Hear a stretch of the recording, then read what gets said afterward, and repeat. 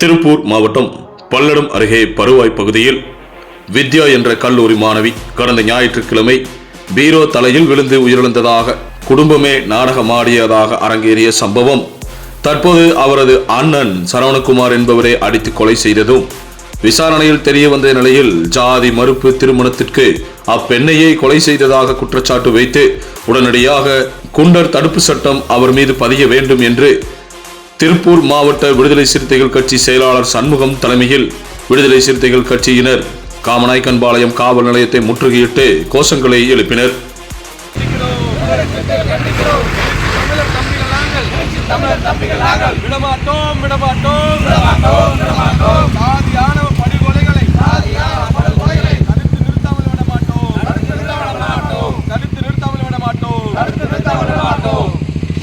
நோக்கம் என்னவென்று சொன்னால் தொடர்ந்து இதுபோன்ற சாதி மறுப்பு திருமணம் செய்தவர்கள் படுகொலை செய்யப்படுவது வாடிக்கையாக இருக்கிறது. தமிழக அரசு இது உடனடியாக சிறப்பு கவனம் எடுத்து உரிய பாதுகாப்பு கொடுக்க வேண்டும். சாதி மறுப்பு திருமணம் முடிந்த தம்பதிகளுக்கு பாதுகாப்பு கொடுக்க வேண்டும். தமிழக அரசு ஒரு தனி சட்டமே இயற்ற வேண்டும் என்று சொல்லி இந்த விடுதலை சிறுத்தைகள் சார்பாக சட்டமன்றத்தில் நடைபெற்று எங்களுடைய சட்டமன்ற உறுப்பினர் சிந்தனை செல்வன் போன்ற உறுப்பினர்கள் இருக்கிறார்கள். அவர் கவனத்துக்கு கொண்டு சென்றிருக்கிறோம். நேற்றைக்கே என்னிடம் கூட்டு விவரம் கேட்டார்கள்.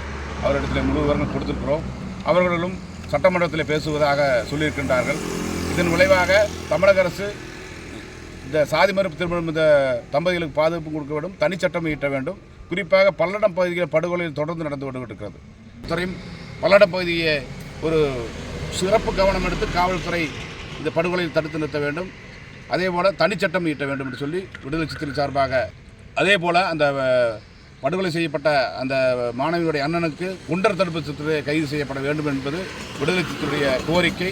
இந்த கோரிக்கை தொடர்ந்து திருப்பூர் தலைமையிடத்தில் போராட்டம் நடத்துவதாக முடிவு செய்திருக்கின்றோம். தலைமையின் வழிகாட்டுதலின் பேரில் இது நடக்கும்.